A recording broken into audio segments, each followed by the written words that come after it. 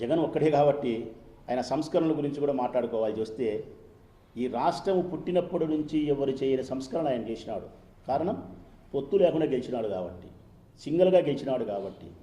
DBT విధానాన్ని తీసుకొచ్చింది ఆయన, డైరెక్ట్గా బెనిఫిషరీస్కు ట్రాన్స్ఫర్ చేసినాడు డబ్బును. ఈ డీబీటీ సిస్టమ్ ద్వారా దళారు వ్యవస్థ లేదు, మధ్యవర్తులు లేరు, లంచాలు లేవు, సేవలు వేగవంతం. గ్రామ సచివాలయ వ్యవస్థను తెచ్చినాడు. సచివాలయ వ్యవస్థ అంటే పరిపాలనను అమరావతి నుంచి గ్రామానికి వికేంద్రీకరణ చేయగలిగినాడు. 50 ఇళ్లకు ఒక వాలంటీర్ వ్యవస్థను తీసుకురాగలిగినాడు. అంటే మెకానిజాన్ని, సర్వీస్ మెకానిజాన్ని డోర్ డెలివరీ చేయగలిగినాడు. సర్వీస్ మెకానిజాన్ని డోర్ డెలివరీ. ఇవి కాకుండా నాడు నేడు మనబడి విద్యా విధానంలో మౌలిక వసతులకు కావాల్సిన సర్వీసెస్ అన్నీ అందించగలిగినాడు. రైతు భరోసా కేంద్రాలను ఏర్పాటు చేయగలిగినాడు. రైతులకు సంబంధించిన సేవలన్నింటినీ ఒక ప్లాట్ఫారం మీద తీసుకురాగలిగినాడు. విత్తనాలు కావచ్చు, ఎరువులు కావచ్చు, మందులు కావచ్చు, ప్రతి నియోజకవర్గానికి ఒక ఇంటిగ్రేటెడ్ ల్యాబ్ కావచ్చు, రైతు భరోసా కేంద్రాల ద్వారా పెట్టుబడి సాయం చేసేది కానీ అన్ని సేవలను ఒక ప్లాట్ఫారం మీదకి. ఇవన్నీ పాలనలో సంస్కరణలు కాదా? వాళ్ళ తండ్రి ఆరోగ్యశ్రీ పథకాన్ని ప్రవేశపెడితే అందులో అనేకమైన మార్పులు తీసుకొచ్చినాడు. సంస్కరణలు 25 లక్షల ఆరోగ్యశ్రీ కార్డు ఇచ్చినాడు. 3,200 జబ్బులను కొత్తగా చేర్చగలిగినాడు. ప్లస్ హాస్పిటల్కి వచ్చి ఇంటికి వచ్చేటప్పుడు 15 రోజులు 20 రోజులు రెస్ట్ తీసుకోవాలంటే అందుకు తగ్గ డబ్బును కూడా వాళ్ళకి చెల్లించగలిగినాడు. ఇవన్నీ సంస్కరణలు. ఫీజు రీయింబర్స్మెంట్లో కూడా అంతే. తండ్రి ఫీజు రీయింబర్స్మెంట్ తెచ్చినాడు, దాంట్లో అనుకూలమైనటువంటి మార్పులు చేసినాడు. వసతి దీవెన అని చెప్పి హాస్టల్ ఫీజులు కూడా తీసుకురాగలిగినాడు. 17 మెడికల్ కాలేజీలు సాధించగలిగినాడు, స్పోర్ట్లు సాధించగలిగినాడు. ఇవన్నీ జగన్మోహన్ రెడ్డి గారి పాలనలో సంస్కరణలు, సరికొత్త విధానము. ఇదే విధంగా సాధ్యం కాగలిగింది ఒక్కటే కారణం, జగన్ ఒక్కడే ఒంటరిగా పోటీ చేయడం, స్వయం బలంతో గెలవడం, గెలిచిన తన సొంత ఆలోచనలతో ప్రజాసేవ చేయడం. ఇక్కడ 3 జెండాలు 4 జెండాలు జతగట్టి అరువు తెచ్చుకునే ఆలోచనలతో పరిపాలన చేస్తే ఇట్టే ఉంటుంది. అందుకే తెలుగు భాష మాట్లాడే ప్రతి తెలుగు సోదరుని నేను అభ్యర్థిస్తూ ఉన్నా, ప్రజాస్వామ్యవాదులందరినీ అభ్యర్థిస్తూ ఉన్నా, ఈ వ్యత్యాసాన్ని గమనించండి ప్రజలారా. ఇది కలియుగమా కూటముల యుగమా? కలియుగమా కూటముల యుగమా? ఇది ఈ దేశంలో 6 జాతీయ పార్టీలు ఉంటే 6 జాతీయ పార్టీలు కూటములేనా, సంకీర్ణాలేనా? 8 కేంద్ర పాలిత ప్రాంతాలుంటే అన్ని చోట్ల పొత్తులేనా?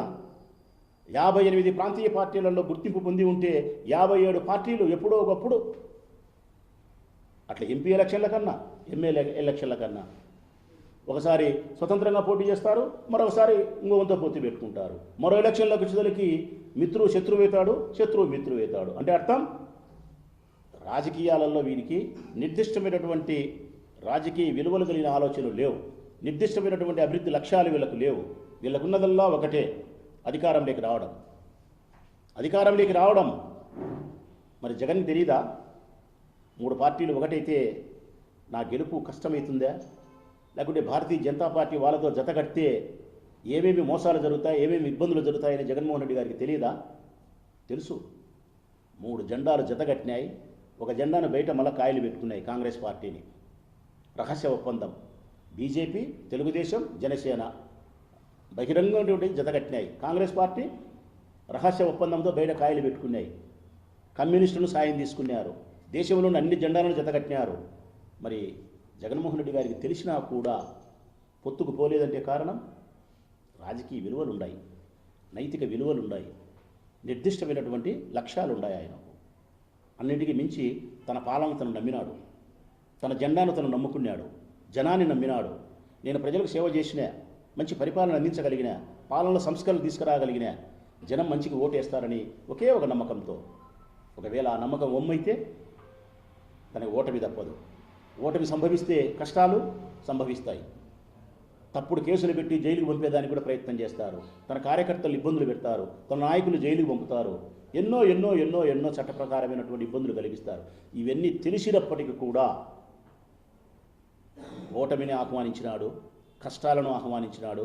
కానీ రాజకీయ విలువలు మాత్రం తిలోదకాలు ఇవ్వలే. అందుకే ఈ దేశానికి ఒకే ఒక్కడు, ఆ ఒక్కడే వైఎస్ జగన్. ఆ ఒక్కడు వైఎస్ జగన్మోహన్ రెడ్డి మా నాయకుడైనందుకు గర్వపడతానా, చాలా గర్వపడతానా. నేను రాజకీయ విలువలతో, నైతిక బలముతో గెలుపు ఓటములను సరిసమానంగా స్వీకరించగలిగి ఎన్ని కష్టాలకైనా ఓర్చుకుంటా నేను. కానీ రాజకీయ విలువలను మాత్రం వదలనని చెప్పి ఉండే జగన్మోహన్ రెడ్డి మా నాయకుడైనందుకు, మా పార్టీ అధ్యక్షుడైనందుకు నేను గర్వపడతాను.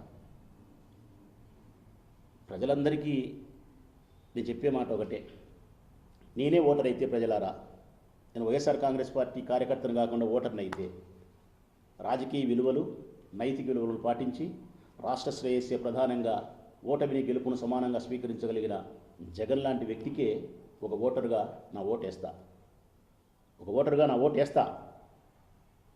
అదే వైఎస్ఆర్ కాంగ్రెస్ పార్టీ కార్యకర్తగా అయితే జగన్ స్థాపించిన జెండాను నా భుజానికి